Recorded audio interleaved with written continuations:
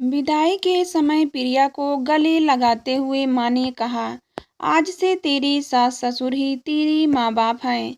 तभी सरिता जी बोलती है, चिंता ना करो समधन जी, बहू नहीं बेटी ले जा रहे हैं।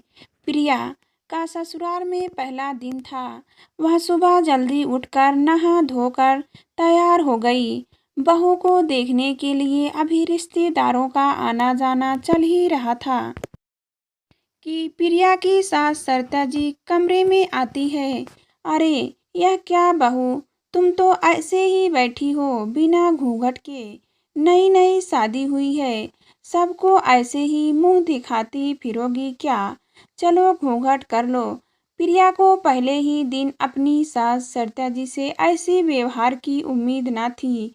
शादी के पहले फोन पर जब भी बात होती थी तो हमेशा यही कहती थी, रिया की तरह तुम भी हमारी बेटी हो, बेटी की तरह रहोगी। फिर की क्या? प्रिया ने सोचा शायद अभी रिश्तेदारों का आना जाना है, इसलिए ऐसा कह रही हो। प्रिया ने उनकी बातों को दिल से नहीं लगाया और लंबा घूंघट करके बैठ गई। मेहमानों के जाने के बाद भी सरिता जी हमेशा प्रिया को ससुर जी के सामने भी घूंघट करने के लिए टोकती रहती। एक दिन सरिता जी और प्रिया साथ में खाना खा रही थी। प्रिया की रोटी चाहिए थी, घर में कोई और था भी नहीं, तो प्रिया ने सोचा खुद ही रोटी उठा लें।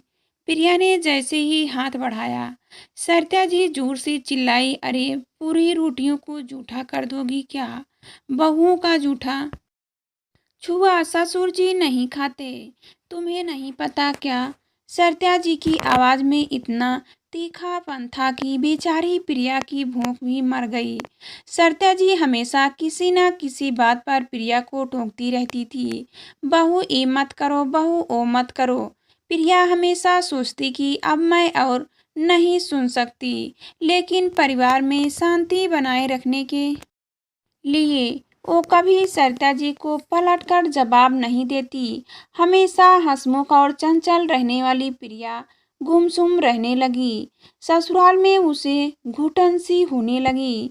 प्रिया के मायके से जब भी कोई मिलने आता, सरिता जी सबसे यही बोलती फिरती कि प्रिया तो हमारी बेटी है और हम उनकी माँ बाप बिल्कुल बेटी की तरह रखते हैं। एक दिन प्रिया और उसकी ननद रिया किसी बात को लेकर जोर जोर से हंस रही थी। तभी सरिता जी गुस्से से आती है, बहुएं इतनी जोर से हंसती हैं क्या? पड़ोसी भी सोच रहे होंगे, इनकी बहू तो जोर जोर से हंसती है, जोर जोर से बोलती है। तुम्हारे माँ बाप ने कोई संस्कार नहीं सिखाया है क्या? माँ बाप के संस्कार पर सवाल उठाने पर प्रिया से रहा ना गया। वह बोल उठी, माँ जी, आज आप मुझे बता दीजिए कि मुझे यहाँ बेटी की तरह रहना है या बहू की तरह। एक और तो आप सबसे यही बोलती फिरती है कि प्रिया को हम बेटी की तरह रखते हैं, तो क्या बेटियाँ हमेशा घर में घूंघट में रहती हैं? बेटियों का छुआ भोजन कोई पिता नहीं खाता क्या? बेटियां अपने घर में जोर जोर से हंस बोल नहीं सकती क्या? सिर्फ कह देने से बहू बेटी नहीं बन जाती। अपने व्यवहार और सोच में भी उसे बेटी की तरह ही प्यार और स्वतंत्रता देनी पड़ती है। सरिता जी के पास प्रिया के सवालों का कोई जवाब नहीं था। वो चुपचाप अपने कमरे में चली गई। दोस्तों, मैं इस कहानी के माध्यम से यही बताना चाहती हूँ कि हमारे समाज में आज अभी ससुराल वाले यही कहते हैं कि हम बहू को बेटी की तरह रखते हैं।